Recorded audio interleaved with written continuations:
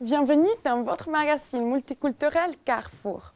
Aujourd'hui, nous sommes à Globe Livre, une bibliothèque interculturelle qui se trouve à Rhénan, qui vous propose plus de 20 000 livres pour enfants et adultes dans des langues différentes.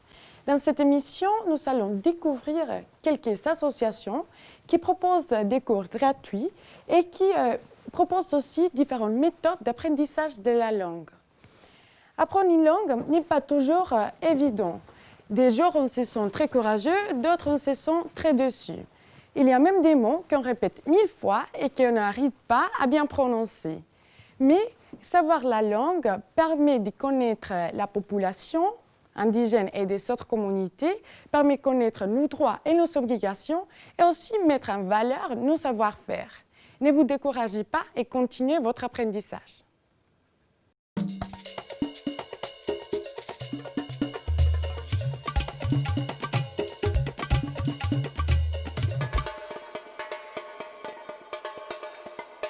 L'année passée, mon appartient à Marie. Ça l'année là, mo croix, mo pouena. Mon maman ti dit moi. Madame Mogeman, dis-nous depuis quand vous êtes en Suisse? Ça fait 38 ans que je suis en Suisse. Et puis je viens de l'île Maurice. Quand j'ai rentré en Suisse, j'ai une fille 12 et 11 ans.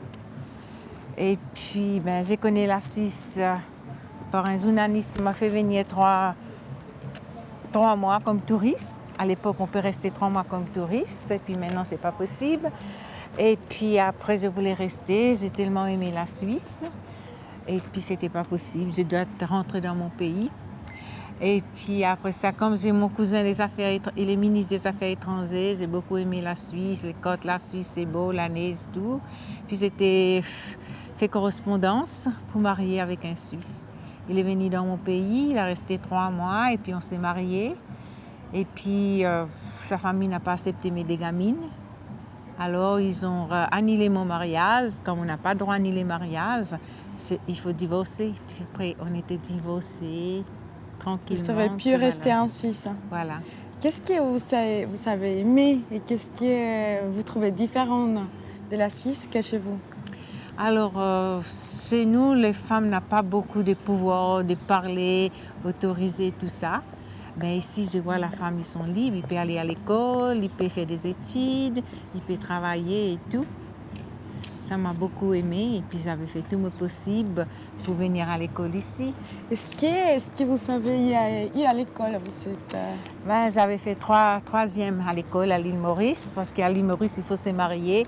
C'est la maman qui fait vite les filles. Une fois on est une jeune fille, c'est vite marié. Puis les garçons, ils vont à l'école. Alors, pour moi, venir en Suisse aussi pour faire des enfants étudier et apprendre. Est-ce que, comme vous n'avez pas fini l'école, comment est-ce que vous savez apprendre à écrire et lire? C'est toujours mes gamines qui m'ont aidée.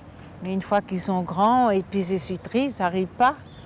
Alors j'ai déjà étudié une fois et puis j'ai perdu une grande fille. Et puis là, j'ai arrêté. Là, j'ai recommencé nouveau cours français et lire.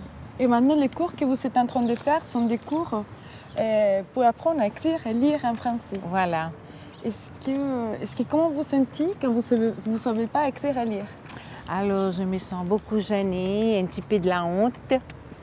Et puis, c'est pour ça que je voulais me battre pour apprendre à lire et écrire. Pourquoi la honte? Parce que tout le monde, vous regardez et on vous prend vraiment pour quelqu'un qui ne sait rien du tout, un imbécile, et puis voilà. Puis comme je suis dans les quartiers ici, un peu Mère Noël avec les enfants, je suis la grand-mère de tous les enfants du quartier. Et puis, il faut quand même apprendre bien les français pour parler avec les enfants. Souvent, des fois, c'est les enfants qui me corrigeaient la faute. Voilà, qu'est-ce qu'on dit? Merci, voilà. Et vous savez, je les connais tout petits bébés, hein, tous ces gamins-là. Il y en a qui sont grandis. J'ai rencontré un monsieur au SUV, il m'a dit 3 fois bonjour. Et puis j'ai dit, excusez-moi, je vous dis bonjour, monsieur. Tous les 3 fois, mais ça ne va pas. Il m'a répondu, il m'a dit, vous ne me connaissez pas? J'ai dit non. Il m'a dit, vous êtes la meilleure dame à la bourdonnette qui m'avait donné des bonbons. Aujourd'hui, je suis médecin. C'est vrai? J'étais content quand il m'avait dit ça. Et puis j'ai dit, vous savez, comme je suis malade, je n'ai pas envie de faire mes annuels. Il m'a dit non, continuez. Bon, ben voilà, j'ai continué. J'ai dit, peut-être un jour, je rencontrerai le président. En donnant des cadeaux, les petits gamins, il vient président un jour. Est-ce que vous vous sentez étrangère depuis tous ces années ici ou vous vous sentez suisse? Moi, je sentais suisse, je suis plus étrangère dans mon pays. Ça fait 38 ans que je suis ici. Je suis plus suisse que mauricienne, si vous voulez. Bon, je suis fière d'être l'île mauricienne quand je suis en Suisse. Et quand je suis dans mon pays, je suis fière d'être suisse. Vous pensez qu'on devient ici en Suisse de plus en plus ouvert aux personnes étrangères? Bon, les Suisses, il est beaucoup ouvert maintenant avec tous les étrangers, avec les différents enfants de couleur, les différents pays qui sont dans l'université. Avant, non, c'était pas comme ça. Parce qu'avant, si vous êtes noir, vous êtes une côté. Si vous êtes un espagnol, vous êtes côté. Et puis, c'est peut-être l'éducation, les parents qui donnent comme ça. Là, c'est étranger. Maintenant, c'est plus comme ça. Ils sont tous, les enfants, il y a beaucoup de camarades étrangers. Ils vivent beaucoup avec les étrangers. Ça a beaucoup changé de ces côtés-là. J'espère. Vous pensez que la Suisse est multiculturelle? Oui, la Suisse est multiculturelle, oui. Ça grandit jour en jour, vous voyez. Très bien, merci beaucoup. Merci à vous.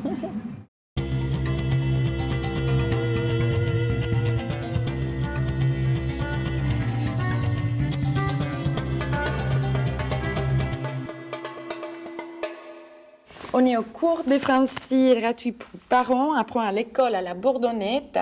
Merci d'être avec nous aujourd'hui et dis-nous à quel besoin de la population migrante remplit-il ces cours de français? Alors, ce cours de français donc, qui s'appelle Apprendre l'école est destiné aux parents d'élèves non francophones, principalement à ceux qui habitent à la Bourdonnette. Le public, c'est principalement des femmes puisque ce cours se donne pendant les heures d'école. Donc, les enfants sont à l'école et dans le bâtiment scolaire, on a une salle où on peut donner le cours aux parents. Et pourquoi avoir fait ces cours de français dans la Bourdonnette? Il faut dire que la population de la Bourdonnette, donc parmi cette population, il y a 80% d'allophones, donc de personnes qui sont non francophones. Donc on s'est dit que c'était vraiment le public cible pour donner à la fois des cours de français et parler du système scolaire suisse. Avec l'aide des enseignantes d'école enfantine et de primaire de l'école, on a essayé d'atteindre, parce que c'est ça qui est difficile, c'est d'atteindre la population, donc les personnes qui seraient intéressées par ce cours. Et là, on a fait à la rentrée, quand il y a eu le premier jour d'école, que les parents sont venus conduire leur enfant à l'école. On a essayé de leur présenter le cours. Moi, j'ai fait la tournée des classes avec les enseignantes. Et on a ouvert un cours avec 8 parents. Et là, maintenant, ça fait 2 mois à peu près. Et il y a 16 personnes qui participent au cours. Donc, c'est un succès. Est-ce que vous pensez que ces cours de français facilitent la compréhension de la vie en Suisse, sous le système d'éducation, par exemple? Oui, certainement, c'est un des buts du cours. C'est-à-dire que comme on parle du système scolaire, le système scolaire suisse, sa pédagogie, ses principes de base reflètent quand même des éléments de la culture suisse. Donc quand on parle de ce que les enfants font à l'école, des règles de vie dans la classe, avec les parents qui sont là, on parle justement de la culture suisse aussi. Dans les ateliers que nous offrons, il y a plusieurs catégories. Un, c'est l'insertion et l'immersion par la langue. Mais ça peut se complémenter avec d'autres ateliers que nous avons pour les gens qui souhaiteriez connaître en profondeur le fonctionnement de la Suisse. Dans les ateliers d'informatique, on met le focus fondamentalement sur la langue et sur les éléments liés au budget, à la vie quotidienne. Dans les autres ateliers, à part ça, on parle des assurances, on parle des permis de séjour, on parle du travail, on parle de l'histoire de la Suisse. Et étudier pour pouvoir comprendre pourquoi la Suisse actuellement, elle est comme elle est. Pourquoi elle a une démocratie stable qui permet aux gens d'être sans sentir à l'aise. Pourquoi elles peuvent participer et comment. Surtout les populations étrangères qui des fois n'ont pas l'habitude d'être consultées. Et là, on donne, disons, une démarche citoyenne. C'est ça. On disait une fois à un groupe des syndics qu'ils nous donnent des étrangers et on les redonne des citoyens. Tu vas mettre loyer, alimentation et ça. Je vais mettre, voilà. À part de donner un cadre d'apprentissage, il y a un cadre associatif, social qui se met en place.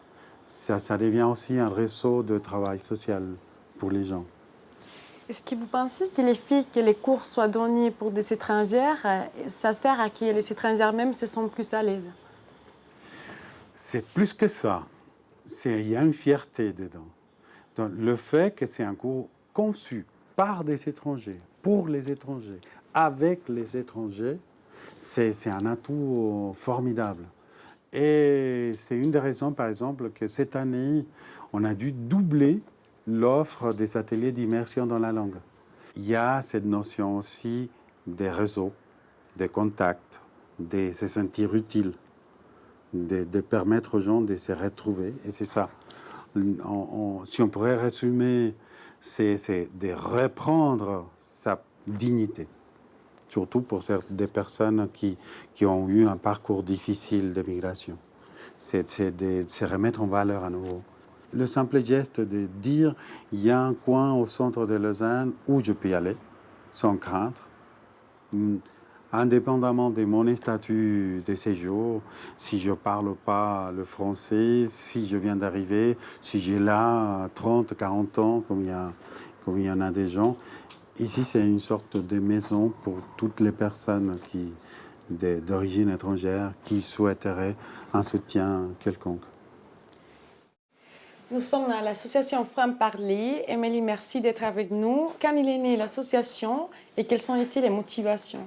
Alors, l'association est née en 2004, en été 2004. C'était la volonté au départ d'un ami chilien qui s'étonnait un peu du manque d'organisation, qui donnait des cours de français dans la région, et surtout dans la ville de Renan où il y a presque environ 70% d'étrangers. Nous, on veut se démarquer par rapport aux autres organisations qui existent. C'est de se dire qu'il n'y a pas forcément de hiérarchie, de professeurs-élèves, donc que les gens peuvent venir, quel que soit leur statut social, quelle que soit leur origine. Alors ça permet peut-être une plus grande diversité d'échanges et aussi parce qu'on ne fait pas que des cours de français. Si vous voulez, on organise des cours, mais en dehors des heures de cours, on fait aussi beaucoup d'activités. Par exemple, aller faire visiter le Conseil fédéral. On a mis aussi en place des cours pour expliquer comment marchaient les assurances sociales. Donc, en dehors des cours basiques, il y a aussi tout ça. À mon avis, on est aussi allé visiter les vignes, on est allé skier. C'est là aussi qu'on apprend comment ça marche, tout simplement, parce que c'est quand c'est hors cadre qu'on peut vraiment connaître la personne et aussi que la personne accepte de témoigner de ce qu'elle vit. Donc c'est aussi là qu'on peut créer des solidarités. Et je ne suis pas sûre, en tout cas, je ne pense pas qu'on puisse uniquement faire ça dans une salle de classe parce que la personne ne va pas forcément vouloir se confier, va pas forcément... C'est pas dans ce cadre-là qui est un peu plus sérieux, strict. Alors que si on arrive à instaurer en dehors, par des repas ou par plein de petites activités, quelque chose de plus convivial, ça veut dire aussi qu'on va sentir dans les cours la différence. Donc ça va permettre aussi pendant le cours d'être beaucoup plus détendu, non seulement les profs, mais aussi les personnes qui prennent les cours.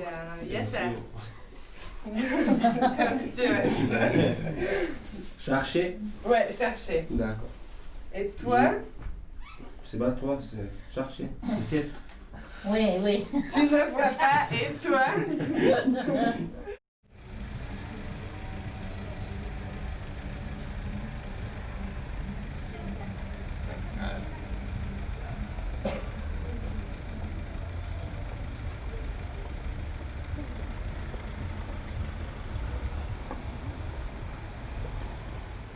Alors Violetta, ça fait combien de temps que je t'ai donné le français, que je t'ai offert le français dans le réseau? Il y a 4 ans environ, c'était la première fois que je suis venue. Et puis j'étais complètement étonnée pour ces échanges. Aussi parce qu'on a eu aussi une relation, pas seulement d'échange de français, mais aussi personnelle. Mais en effet, je ne connais pas trop pourquoi est né les réseaux. J'ai découvert ça en France alors que je faisais un voyage avec l'école sociale, un voyage pour découvrir des situations, des solutions alternatives au travail social. C'est comme ça que j'ai découvert les réseaux. Et il y a 19 ans de ça, nous allons fêter les 20 ans l'année prochaine. Et quelle est la base, l'idée générale des réseaux des échanges? Alors la base, c'est de transmettre son savoir et d'en recevoir aussi d'autres.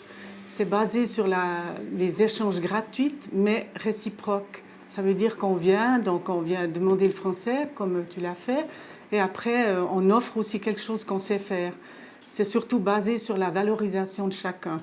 Les portes sont ouvertes pour chacun qui est désireux d'apprendre et de transmettre son savoir, de quelque nationalité qu'il soit, culture, religion, âge aussi, hein, c'est aussi très important. Est-ce que vous pensez que ces échanges de savoir permettent aussi d'avoir des échanges interculturels? Bien sûr, puisqu'on côtoie différentes cultures, donc pour les étrangers, c'est très bien pour leur intégration, et pour les Suisses, c'est aussi bien pour l'intégration avec les étrangers. Vous pensez que les personnes ont plus confiance en soi quand ils donnent un échange? Ah oui, alors là, c'est sûr. Hein. Le cas, la semaine passée, un monsieur qui est venu, il parlait espagnol, il venait pour apprendre le français. Alors, au moment que je dis, écoutez, mais il faut quand même, il faut faire aussi une offre, vous devez faire quelque chose, hein, mais je ne sais pas, je ne sais rien. Je dis, écoutez, oui, alors là, quelque chose, c'est votre langue. Et je dis, ça va quand même vous mettre dans une situation, quand même, disons, de réussite par rapport à toujours, vous êtes demandeur, toujours vous demandez. Il a dit, ah oui, moi, c'est vrai, alors là, c'est vrai que moi, je peux être aussi comme un professeur. Je dis, oui, voilà.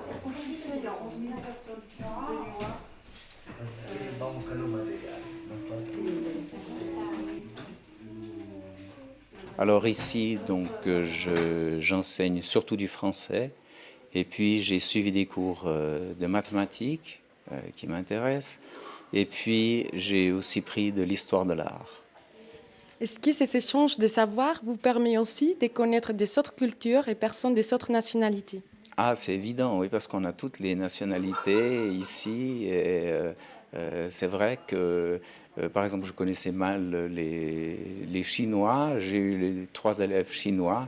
Et puis, j'ai eu une enseignante pour l'histoire de l'art qui était italienne. Donc, c'est un très grand mélange de cultures. Ouais, ouais. Dis-nous, vous avez trouvé des personnes de quelle nationalité? Alors, le groupe de femmes auquel j'ai donné un échange en français, il y avait une chinoise, il y avait une grecque, il y avait une afghane, il y avait une sri-lankaise, il y avait 2 russes. Oui, je crois que c'est tout. Et voilà, c'était très intéressant de confronter ces cultures et de confronter des modes d'apprentissage différents. Elles avaient aussi un niveau culturel différent. Certaines étaient lettrées, d'autres moins lettrées. Certaines étaient passées par une autre langue étrangère et tout ça a donné un melting pot très très drôle.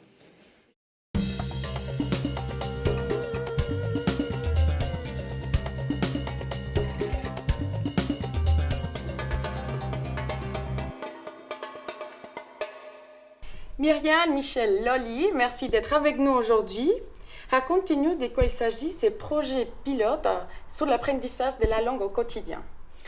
Alors, c'est un projet d'abord du Bureau lausannois de l'intégration avec le soutien de l'Office fédéral des migrations, en collaboration avec le Centre de vie enfantine, la PEMS de Prélat à Lausanne. L'association Français en Jeu que je représente, on a été mandaté donc pour monter le cours. C'est un cours de français destiné à des parents migrants non francophones qui ont des enfants en bas âge, entre 0 et 10 ans à peu près, et qui ont besoin d'apprendre le français pour communiquer mieux dans la vie de tous les jours. Et ce qui est super, c'est que c'est à côté des appartements. Les parents, ils ne doivent pas se déplacer. C'est vraiment des cours de français dans leur quartier.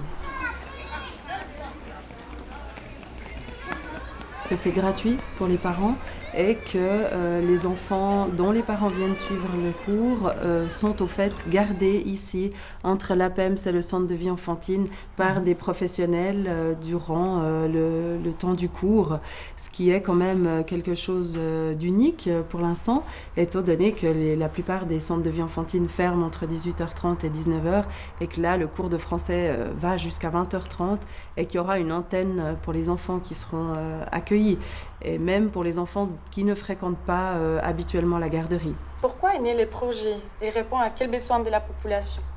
Et je pense qu'il est né parce que vraiment, on retrouve des fois avec toute la population que nous touchons dans notre travail des problèmes à communiquer avec ses parents, avec les parents migrants qui n'ont pas eu la possibilité de faire des études, d'étudier une autre langue que la langue maternelle à eux. C'est pour ça que ce projet nous intéresse beaucoup, parce que ça va nous permettre de pouvoir faciliter un peu la vie de ces parents du moment où on peut communiquer avec eux.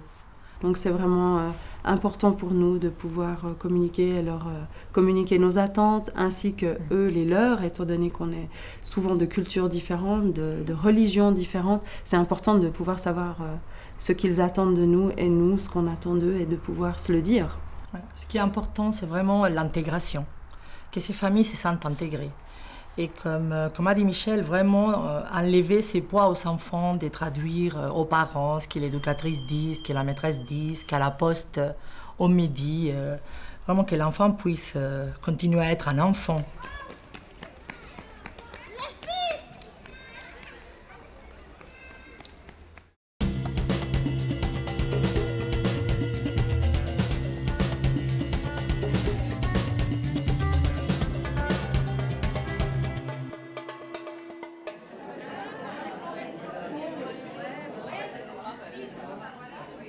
Le concept est fortement inspiré des soirées du Mondial, de l'Expo 02, qui ont enthousiasmé beaucoup d'Hiverdonnois et d'autres visiteurs d'Expo 02.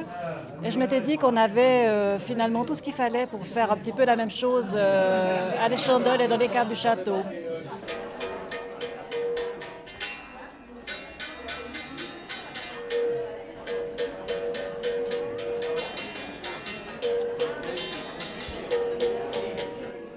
Messieurs, dames, Chorus du Brasil vous souhaite la bienvenue et bon appétit. Merci. Voilà. L'association Chorus du Brasil, c'est une association qui a été fondée en 2002, puisqu'à ce moment, il n'y avait pas du tout une association de brésiliennes et amis à Yverdon et région.